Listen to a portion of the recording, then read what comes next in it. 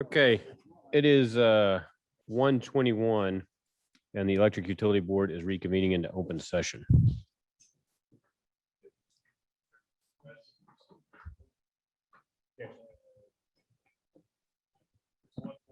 City Council is reconvening from executive session. Quorum no longer exists. Thank you, Mr. Massico. Brings us to item 6. We need to approve the minutes from the regular Electric Utility Board meeting on May 18th, 2021, and the minutes from the special meeting of the UUB on May 27th, 2021. Do I have a motion? Have a motion. To have a second? Have a second. All those in favor do so by raising your right hand saying aye. Aye.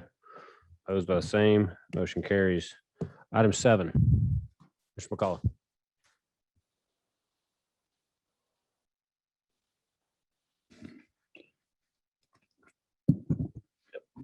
Okay, good afternoon, board members.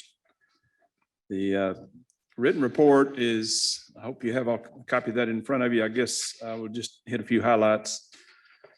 There's a lot of information in here about some of the communications that occurred during the month of May leading up to the ERCOT cutover. I thought Matt did an outstanding job of managing the media and social media and regular media and print ads and all the stuff that went on, and we had really good exposure from the media outlets here locally, and so that was very helpful, I think, in getting the message out to our public. So,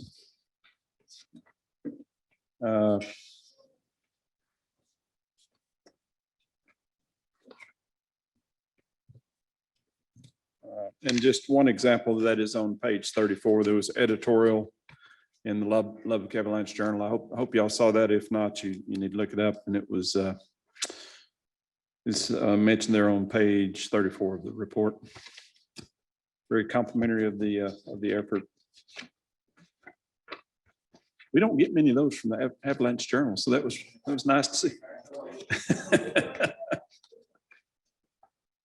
The only other thing I was going to mention on page 38, if you look at the load chart down at the bottom, again, this is related to cutover. So if you look at the load on the 29th and 30th, and if you compare that with the load that we had just 2 days earlier, the highest load that we had in the month of May, it was really fortunate that the weather helped us out here, because we wanted our load to be as low as possible as we were, switching things around. And so that was helpful that it worked out that way. That's all I have, unless you have any questions about any of the material there. Questions for Mr. McCullough? Mr. Avent has a couple of slides for you now.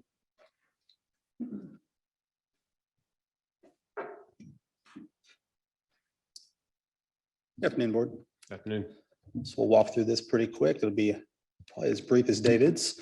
So the schedule is looking a lot better, probably better than it ever has, as we've completed all substation and transmission line projects. Even Posey to Oliver and the Posey to Southeast Tap is on the very bottom, which one of those we had to wait until after integration. That has been successfully completed.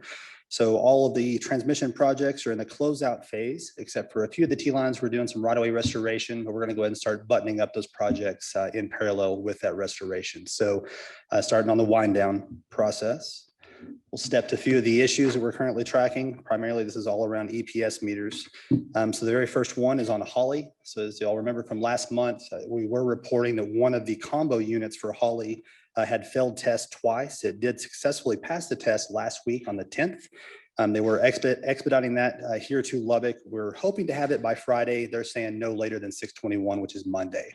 And that's gonna be the last integral part that we have to have at Holly in order to get the EPS facilities up and running so we can get generation back online and in ERCOT. Moving down to number 2, the ERCOT settlements. So within 60 days after moving into ERCOT or establishing load on the EPS units, we have to get them recertified or just make sure they're spinning the right direction pretty well. So we'll have that EHV contractor, that team come out and recertify those meters. So just want to make everyone aware that there is still another point that we'll have to do. And that's for all the NOEs. That's all the points of interconnection where we tied into Encore. Third one down is Oh, sorry, I may have gone out of order there. Third one down is the post-load certification. So the same there. And then the fourth one is we were having a few issues getting the right meters established or installed at Brandon. So Brandon's an older generation facility, and it was hard to match the right equipment that would fit within the existing facility without having to rebuild a lot of equipment and really make that generation not cost competitive. So we've got the workaround. We have the meters ordered. We received one set a couple weeks ago. The last set we're hoping to have this Friday. Again, kind of like with Holly, get them installed, get it certified, and that way you can have generation pushing into the ERCOT market. So again, it's all around EPS meters as the open actions right now or risks. But Mr. Chairman, that's all I have for this month. Question for Mr. Avent? Yes, ma'am. Ms. Tevers? So the Brandon will come on after Cook and Massengale? So the current plan right now with our schedule is Massengale and Cook would be available first. However, with the certification team traveling, right now we're playing the week of 6/28. We're trying to see if we can get them here a little bit sooner, just because of the market conditions, and we do have Massengale ready. So we're trying to get them here faster, but the way the current schedule is it would be Massengale, Cook, then Brandon. Right, so the certification team will do Cook and Massengale, and then they'll have to come back for Brandon. Is that correct? That is a possibility. Yes, we're going to try to get them to do all of them at the same time if we can get all the meters installed. However, if we can't, yes, ma'am, they'll have to come back again. But that would be the 1st of July. Okay. Worst case, we're hoping, but we're going to do our best to have them do everything when they come on the 6/28 or the week in 6/28. Okay, thank you. Yes, ma'am. Any other questions or comments? I will say kudos to all of y'all as well for the whole entire cutover for May. I know everyone, very, very good job. I know many people will express that today, but the entire Lubbock Power and Light team, I know everyone from the top to bottom was involved in that. So good job to all of y'all. Thank you. Thank you, Mr. Chairman. Brings us to item 8, renew.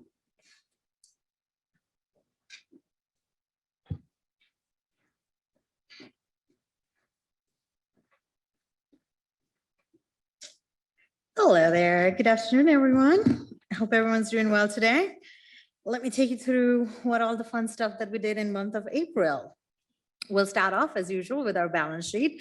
You'll take a look at our pooled cash and cash equivalent. We see a substantial decrease in that. Again, that is a lag in how we are doing our drawdown and the combination with also how we have collections that has been outstanding, which also shows on our accounts receivable. We do see a substantial increase in that, along with our construction in progress. Sadly, or I'm sure happily now, we are going to dip down in that. Compared to last month, we've only gone up $10 million, and we'll kind of see that number setting out by the end of the year. When we take a look at our next statement, we would get to all of our liabilities. Our accounts payable has come to a very consistent level from where we were last month. Our notes payable has continued to grow as we get more and more funding for all our construction project. You would also notice in the month of April, since we do our semi-annual bond payment, bonds, both a long-term and short-term, have decreased for month of April. So we're done paying for bonds now. When we move on to our next statement of income statement, our change in services revenue, we're pretty consistent. As you would notice, we do not have a lot of over collections as we did in the prior year.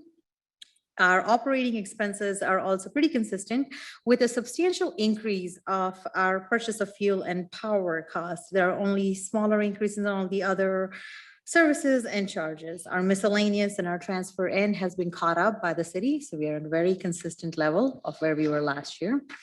When we take a look at our cash flow, our operating cash flow is negative, but again, that's just the effect of a timing and how we have an increase in our AR and decrease in our AP, which is just impacted to be a negative.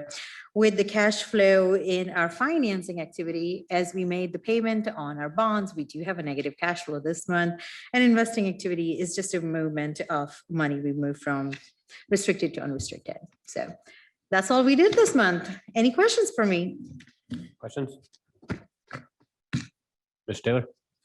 The under collection in April and the year to date. Over the period of time, collections in days in range has gone from 36 to 46. And year to date in April, the increase was $10 million just for the month of April. Okay. From what we're seeing in new data. Thank you. Thank you. Brings us to item 9. Legislative session update, and he's in front of the cameras out there, so.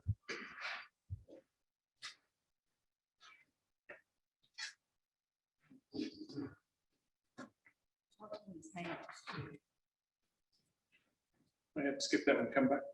We can do that. We'll skip item 9 and get into item 10. We need to consider a budget amendment, amending the fiscal year 2020-21 operating budget by adding 4 full-time equivalent positions in the customer service cost center 7514, and recommendation of approval of the same to the city council of the city of Lubbock. To have a motion to bring that item up. A motion, a second. Good afternoon again. Yes, this is just a budget amendment to increase the customer cost center, the customer cost center by 4 FTEs. We will requesting 1 utility account support specialist 2 and 3 utility account support specialist 3. This is in response to help assisting with the commercial vendors or commercial customers who are having some issues with the new billing system. So we wanted to get some 4 employees dedicated specifically to these commercial customers to alleviate the wait times for their based on their request. Questions or comments there? If not, all those in favor, do so by saying aye and raising your right hand. Aye. Opposed by the same. Motion carries. We will skip back to item 9, I believe. Text legislative session update. Mr. Rose. My apologies. I was outside doing an interview about the hot weather outside and how people can be energy efficient. So I've given this presentation a lot over the last few months as we've worked through the legislative session. And so I'm going to skip over these kind of front slides that you've seen quite a bit. Obviously, Senate Bill 3 for some months now has been the main driver, the kind of the omnibus bill to bring reforms into the ERCOT market. But I also wanted to talk about Senate Bill 2, because Senate Bills 2 and 3 do quite a bit in terms of reforming the market. They don't necessarily, as you probably heard or read, cover every single item that was of concern, but they knock out some pretty big items and go pretty good ways in terms of making sure that we fix some of the issues that drove to what we saw in the February storm. So Senate Bill 2 focuses on the formation and kind of governance of ERCOT and the PUC. And so first and foremost, it requires the ERCOT Board of Directors to live in Texas. But it changes the ERCOT board formation to include the PUC chair, the OPUC council, which is Office of Public Utility Council, the ERCOT CEO, and 8 members that are placed by a selection committee. This selection committee will be comprised of 3 members appointed by the governor, lieutenant governor, and the speaker of the House. And so you'll have, your main kind of regulatory authorities on the ERCOT board, but then those 8 members will be picked by that selection committee, ultimately folks that are appointed by 3 leaders of the legislature in the state. And it mandates that ERCOT rules and actions must be approved by the PUC. That's an item that goes towards making sure that both sides are communicating, and that, unlike in the February storm in the aftermath where the PUC chair said, well, I didn't know what ERCOT was doing, and vice versa. Again, this hopes to bolster communication between the 2 entities. It mandates that ERCOT establish a formal process for protocols that involve PUC approval. Again, making sure that everybody knows what each side is doing and everybody's in agreement that it's the best way to proceed forward. This was passed by the legislature and signed by the governor, and because it had a high enough threshold in terms of vote count, it takes effect immediately. So it took effect on June 8th, 2021. Another side bill, but kind of relates to governance, is Senate Bill 2154 by Schwartner. And this changes the PUC commission to include the PUC chair, but it increases the PUC positions from 3 to 5. So right now, where you've got the chairman of the PUC and then 2 commissioners, you now have 5 members of that body. It was always kind of a difficult thing, just holding regular business and meetings with the commissioners, because when you only have 3, they can't be in the same room at any one time, or else it constitutes a quorum. Plus, this broadens it in terms of hopefully bringing in some people that have varied experience, not just the 3 that we've had previously. All are required to be legal residents of Texas, and 2 of them are required to have direct experience in utility management or regulation. So making sure that the folks that are on there are qualified to be on there. As we've talked about before, there's currently 2 members of the PUC right now. You have the chairman, Peter Lake, who came from the Texas Water Development Board. His background's in finance, working with water systems. And then you have Will McAdams, who is a commissioner who has a long history on the regulatory side in terms of like working for the legislature and working for the Business and Commerce Committee. So we're very happy with the 2 commissioners that have been named. We're waiting to see who the governor appoints to these additional positions. This was passed by the legislature and it's been sent to the governor for final approval. Now, Senate Bill 3 is the big bill, and this really just kind of takes some of the top key items. In terms of power outage alerts, DPS has to develop and implement power outage alerts that are activated when conditions warrant it, and they have to use TxDOT resources to notify. So for example, the road signs that you see around here, if Texas gets into another load shed event, they would utilize the road signs across the ERCOT region as an additional way to communicate to customers about load shed events. It creates the Texas Energy Reliability Council, which basically just oversees the industry needs and concerns and enhances communication. This is comprised of the PUC, the Railroad Commission, the Office of Public Utility Council, Commission on Environmental Quality. That's important because, you know, when we got into the event in February, sometimes in order to get power back on, you have to get with the environmental regulatory folks to make sure that any red tape that's there can maybe be alleviated so that you can get what you need to get done. Texas Transportation Commission, ERCOT, and market participants. TCEQ was a lot of talk during a lot of the initial hearings because some people said that some of the red tape and things caused a bit of a delay to get folks back on. So this is just making sure that all of the entities that have some stake in this are part of this Reliability Council. For natural gas reform, Railroad Commission must develop critical facilities list for load shed and adopt rules to require gas supply chain facilities to weatherize. Railroad Commission shall adopt penalties for noncompliance. This is one area that frankly, I think in the original bill, there were stronger mandates and penalties, and those got lessened a little bit. That's kind of, if you saw the Chamber of Commerce here, sent a letter to the governor yesterday saying that they would like the governor and legislature to go forward and further than what they did in some of these bills. And a lot of that's related to the Railroad Commission and the pipelines, because as we know, you can have all of the power plants up and running, but if you don't have the fuel supply to power those plants, it's all for naught. And so it's just making sure that we don't have issues where the gas supply chain freezes up as it did in the February storm. Prohibits the sale of variable rates, except for large qualified entities. That goes to those plans that you heard a lot about on the news where small commercial customers, residential customers bought into these wholesale plans and didn't know what they were necessarily getting into and then got exposed during the storm. So it just makes sure that those folks don't have access or are not offered those variable rate plans, but larger entities can still engage in it, but they have to show that they have the wherewithal to manage that load. PUC shall adopt rules requiring weatherization of generation and transmission facilities. So on the utility reform, all the power plants must be weatherized and the transmission lines, they must do work on those. The PUC requires that ERCOT revamp ancillary service rules. That's kind of a very complex issue on its own, but it changes those. PUC shall adopt rules for load shed amongst munis, cooperatives, and investor-owned utilities and conduct regular tabletop exercises.